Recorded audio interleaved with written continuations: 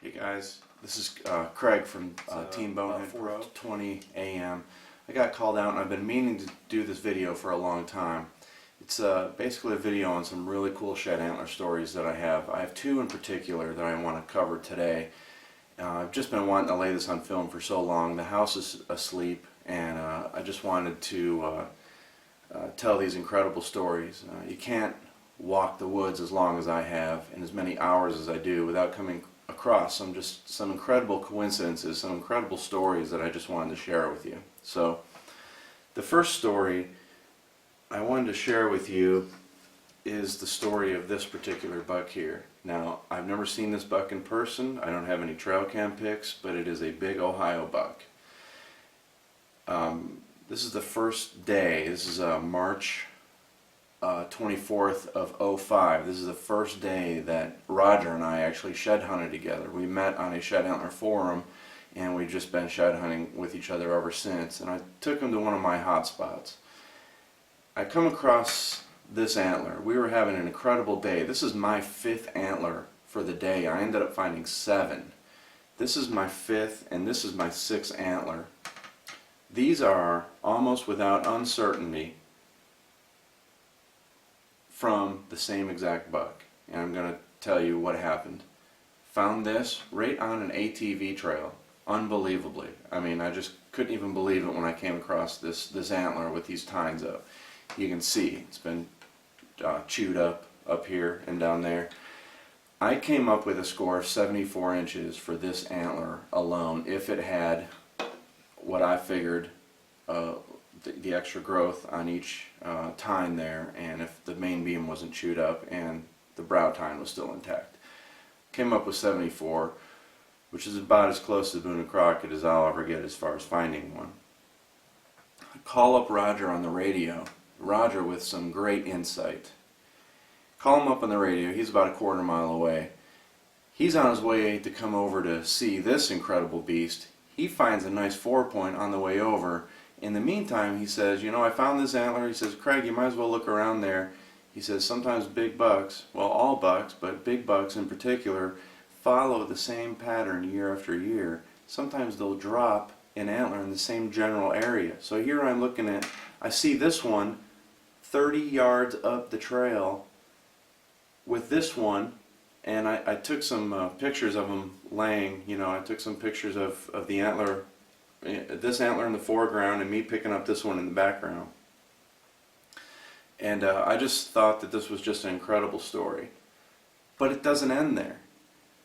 I thought I found, you know, I looked everywhere for the match to this. I figured he's got to be laying out there somewhere. Never found it, never found it, never found it. Looking maybe even for the match to this one. Couldn't find it. I'm in this area 2 years later.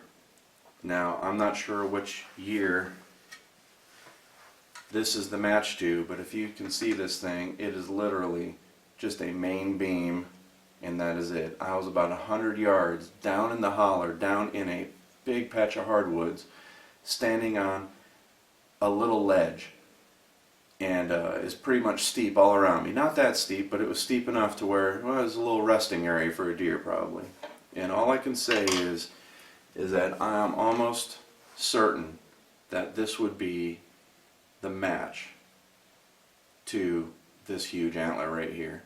2 years after I found this antler right here. So just an incredibly coincidental story how I had found these huge antlers from this particular buck. So just to show you that I'm not totally crazy, again, the coincidences abound out in the whitetail woods. It's awesome to just walk out there, but then to kind of piece together all these puzzles is even cooler. Just walking up this holler, coming out into a field on both sides of me with a little swampy area down in the middle, and I see this across the creek about 40 yards. This is a 58-inch 4-point antler. Beautiful antler. I went over to pick it up, take the picture, and I noticed that it was actually this was a 1-year-old antler. You could just tell from the base of it. Definitely was not fresh.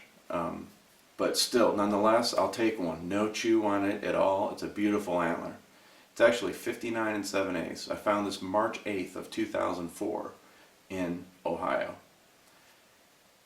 So I walk across the swamp, I'm up to my mid-shins, walk over there, take my picture, and I'm like, where could this buck have dropped his match at? Even if it's a year old, I'll still look around. I mean, if one survived, the other one could have survived. Who knows?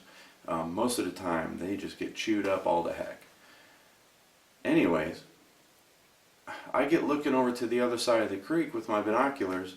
I literally was standing next to this 67 5/8 inch antler.